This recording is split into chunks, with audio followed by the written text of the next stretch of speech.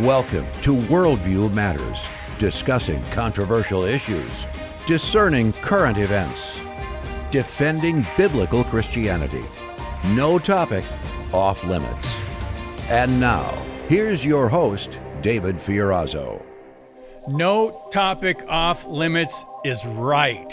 And there are new topics that we didn't even think we'd be talking about, like tech, AI, and today, The New Economics of Technocracy, a brand new book from Patrick Wood. We'll get to that in a minute. I want to announce that we have almost all the sessions up on the YouTube channel for the Worldview Matters Conference. If you'd like to check that out, please go to YouTube and Worldview Matters David Fiorazzo. That's a separate YouTube than my own personal channel, and that's where all the conference sessions from most of the speakers, except for Elijah Abraham, we can't put him up for security purposes.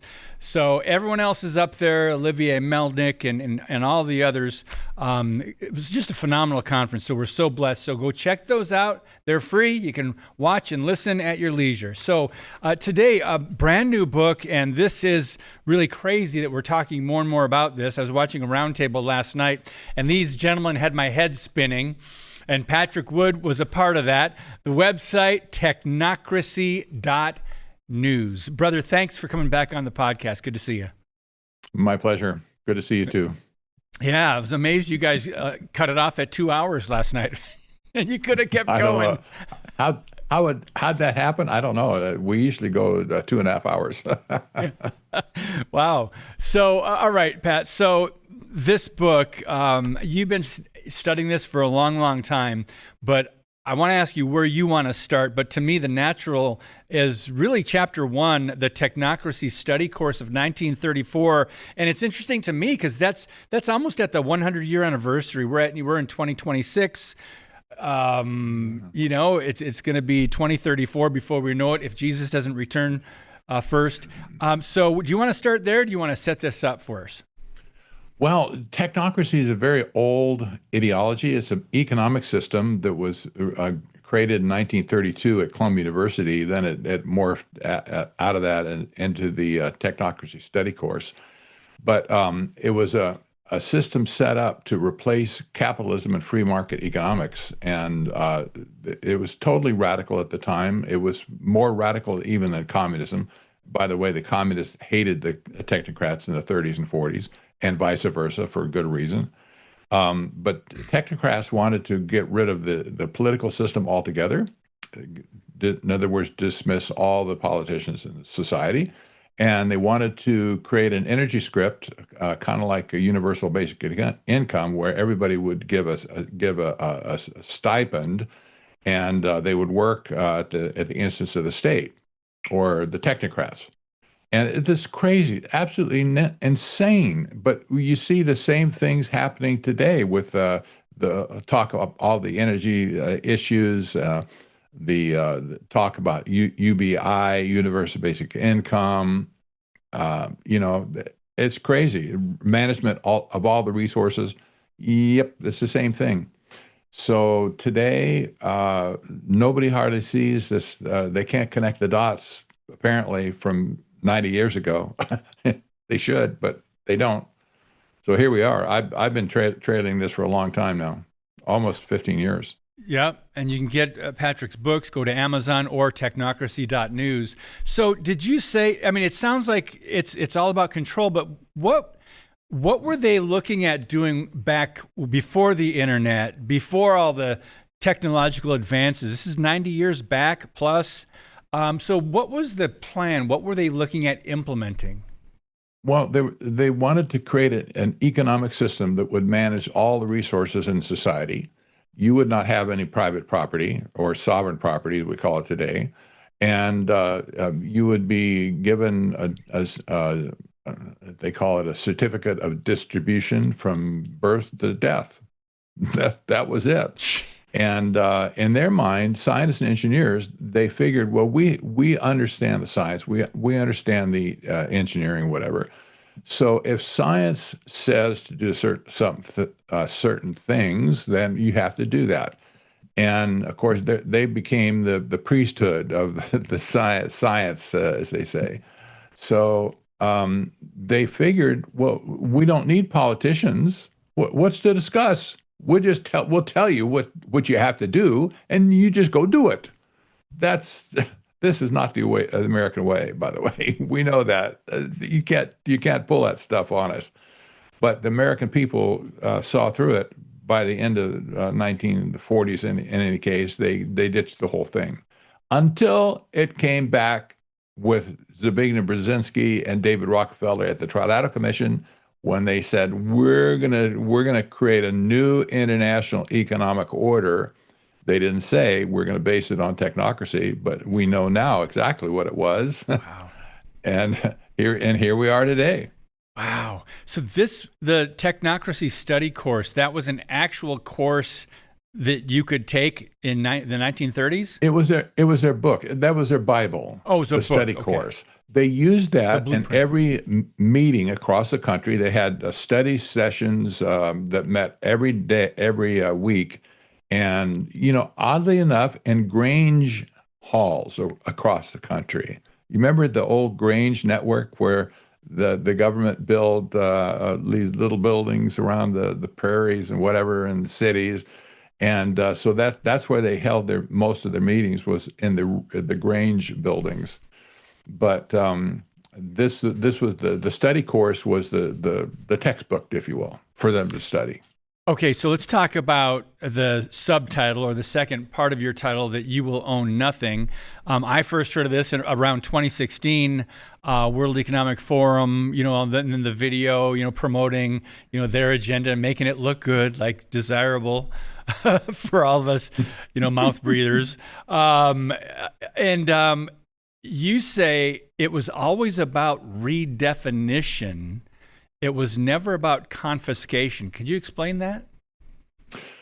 Yes, the concept of private property is morphed. In other words, the public opinion, public perception of private property is morphed as well. And at this point, what we used to think, us old schoolers, right? We used to think of private property like you own a home and your car and maybe some property, maybe business. That's private property as well. This whole thing has been redefined at this point, where private property is morphing into a user permission now to rent stuff on a pay-per-view or leasing something. And the idea, well, what they're saying is, well, you'll be released from the responsibility of owning something, fixing it, et cetera, keeping it up. And we'll do that for you. And then you just lease it from us and you'll be happy. That's what they say. So at this point, we see the transfer of ownership is going from sovereign property into something different now based on tokenization mostly, where you'll have user rights to an asset, but you won't own it in the sovereign property aspect. Okay, so by the way, I didn't mention the book is on Amazon. I don't think I mentioned that, but it's also, of course, you can get the link at technocracy.news. Just came out in the last couple months, already a #1 bestseller in commerce. And let's get back to a few basics here, Patrick Wood. And for those in our audience, the listeners or viewers that are trying to keep up with this and understand it, let's define a few terms. And one would be tokenized assets, and then fractional tokenization. Could you please explain that? Oh boy, hardly in 20 minutes. Okay. but let me put it to you this way. Okay. The concept of tokenization is to split an asset into multiple parts, maybe 1,000 parts, 1,000,000 parts. It doesn't matter how many parts there are. But the idea is to sell those fractional shares to somebody around the world. It doesn't matter who that is. Anybody, like could be somebody in Europe, for instance. So when fractional shares are created, this is the tokens we're talking about. They exist on the blockchain. That's a permanent and transparent record of the transaction in the first place. And when you own a token, if you bought one, say a building, something or somewhere, and you have a dividend paid to you for your token or whatever, this is what they say now. You have private property in your hands. You have a share of that building, but you really don't have the share of the building. You can't eat the building. You can't live in it. You can't improve it. You can't loan to get money. You can't get a loan on it. So what are they talking about? Private property. The tokenization removes the asset, whatever it might be, from the private property sector altogether, and it spreads the parts of it around the world. We theorized 6 months ago even what that would mean, what that would look like. Then just a few weeks ago, the New York Stock Exchange came out and said, we're going to tokenize all the stocks on the New York Stock Exchange, over $17 trillion of assets that are going to be tokenized. What? I mean, from 0 to 60 in 2 seconds. Wow. It's like unbelievable. So now it's in your face everywhere. It's not just me talking about it like 6 months ago, trying to tell people this is coming, this is coming, this is coming. Now it's come, and everybody's still scratching their head. What have they just done to tokenize the entire stock market? Well, the owner of the New York Stock Exchange, they own other stock exchanges around the world, and they're going to tokenize them as well. Then you have Larry Fink, the head of BlackRock, member of the Trilateral Commission, by the way. He's also the co-head of the World Economic Forum currently. A big wig, right? Jeez. He said multiple times in public venues, he said anything that can be tokenized will be tokenized. Okay, what does that mean? Well, all the buildings, all the businesses, all the income streams, the stocks, the bonds, whatever that can be tokenized will be tokenized. That's exactly what he said. What does this mean for society at this point? Well, this will be the removal of ownership rights for anybody who gets into the system, if you will. To be part of the tokenized economy. At this point, you're going to be part of it. There's no other alternative at this point. They're not offering an option. They're not offering a consent form. They're not giving you an opt out like you had if you had during COVID. At least you had an opportunity to protest and get an exemption from your employer to not take the shot. So that's not on the table at all now. Wow. So, for example, people that own a home, I mean, how can you tokenize something that is not theirs? They're just going to abuse their authority and just say, all right, how is that going to work? Well, here's what's already happened. You might remember since the last financial meltdown in ended 2010, BlackRock and other companies like that who had boatloads of cash, they came around the country and they bought homes off the market and they turned them into rentals, right? So now they have these huge inventory of rental houses, and you'll never see the market again on those homes. That they're going to be off the market forever as rental homes. Those houses have already been tokenized and spread around the world. So every time somebody gets a cash offer like that from a big, you don't really know who's behind it necessarily, but when a house is put into the token realm, if you will, at that point, it's added to the portfolio, the income stream that comes out because rent is paid. That's distributed to the shareholders, the token holders around the world. And you don't know who owns that house at that point. At least you're renting the house now. You might say, well, they gave you the right to rent back from them. Okay, you say, well, that's a cool thing. I got all these tokens, and they bought my mortgage, they bought my equity, and gave me lots of tokens. I'm rich in tokens now. I can spend them on stuff. But you've transferred your sovereign property into their hands, and you'll be a renter forevermore. That's the problem. This is what they want. Wow. This is exactly the scheme. Okay. Thanks for explaining that. We're going to take a brief pause. When we come back, the next question is going to be about Gaza, because that's chapter 6 in your book. And you call it the prototype. And you say it is the proof of concept template for full spectrum technocratic governance.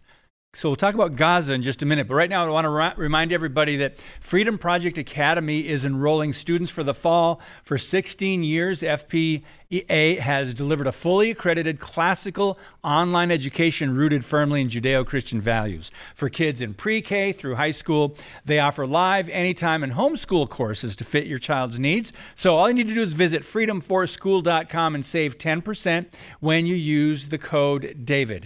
Again, use the code DAVID to save 10% on tuition on all courses at Freedom Project Academy. Again, the website freedomforschool.com to get started. Okay, Gaza. Patrick, you call it a template or the prototype. Can you explain that? Because most people now, Gaza's been in the news quite a bit in the last several years. So explain what you're describing in your book.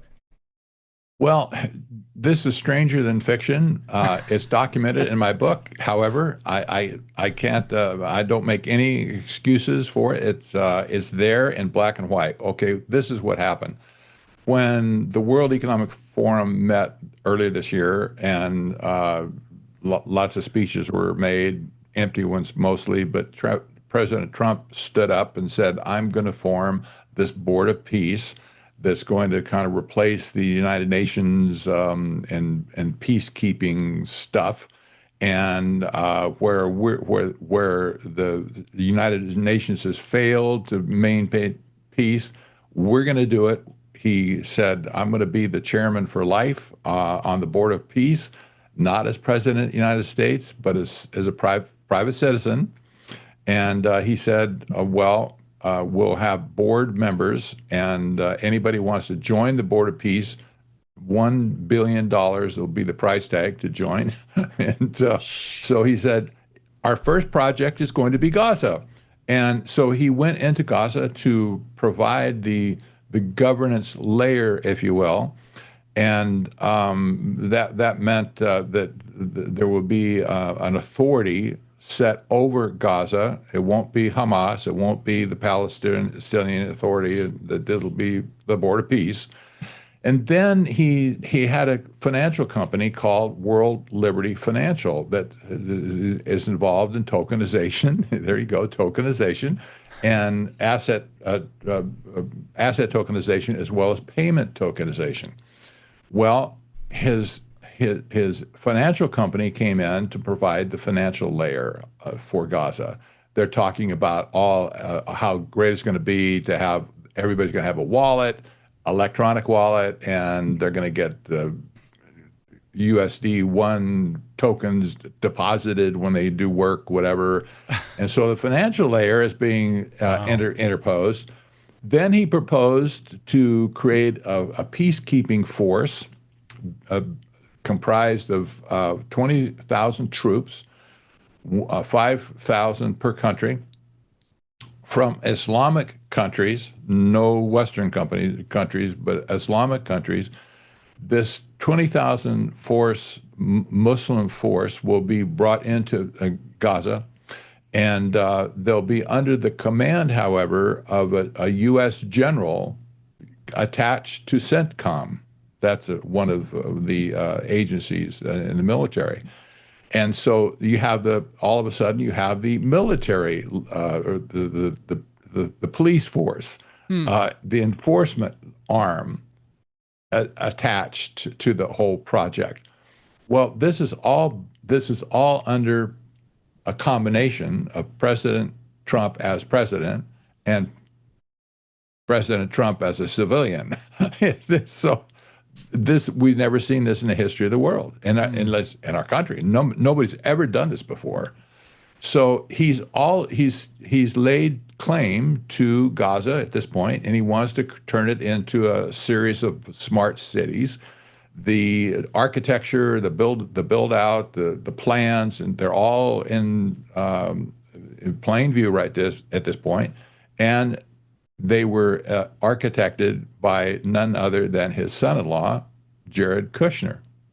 Wow. You can't, like I said, you can't make this up. This is a family operation all of a sudden showing up in Gaza to do this. Well, he wanted to turn this into the Riviera of the Mediterranean. Well, it just so happens there's a new trade corridor being erected right now called IMEC, IMMEC.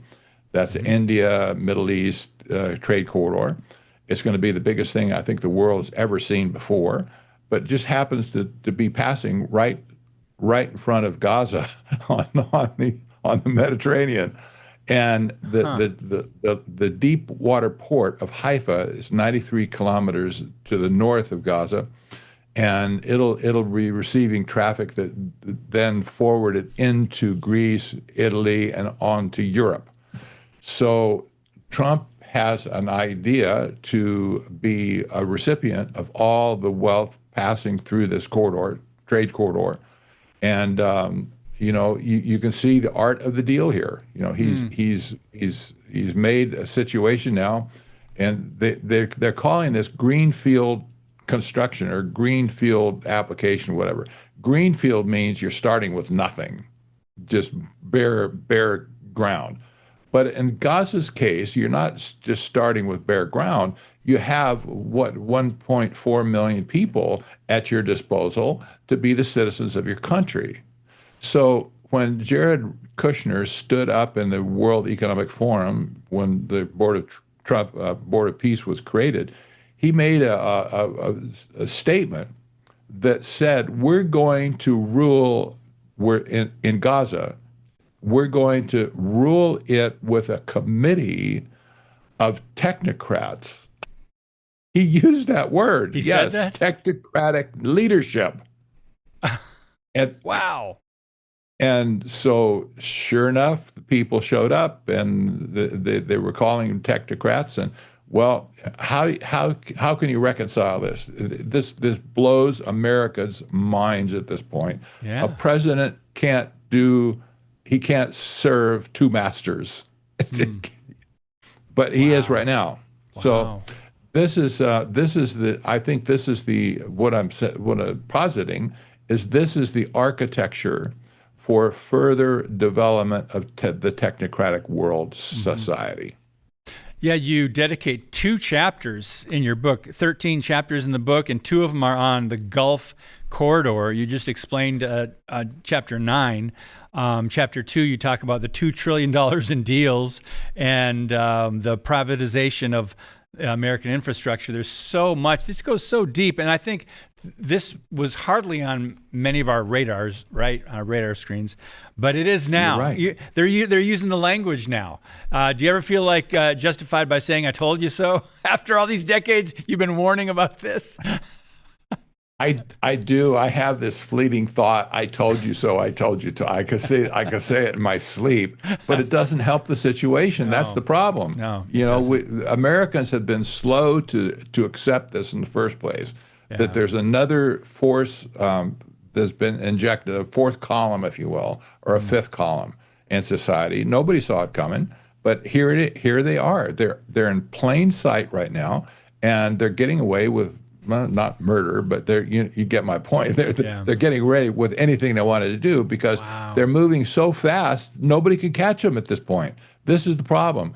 When acceleration takes over the whole scenario, the laws can't touch them because there are no laws. You can't make them fast enough, and the society otherwise the resistance, they can't catch them either. They're moving forward at breakneck speed. Yeah. And this is what we get now. So 3 minutes left, Patrick. I knew this would go by very fast, and you've done a pretty good job of trying to condense some of this for us. Chapter 13 is what will the world look like? And you talked about the architecture is dangerous because it is designed to move faster than accountability can follow. That's very interesting. Talk to us a little bit about that before we wrap it up. I will. Mark Andreessen, one of the founders of the internet world in the first place, he was one of the first inventors of a browser back in 96. He's and not in my opinion, but nevertheless, he's a bigwig in the tech community, and he talks about accelerationism. And accelerationism, we saw this when Mark Zuckerberg said, if you're not moving if you're not breaking things, you're not moving fast enough.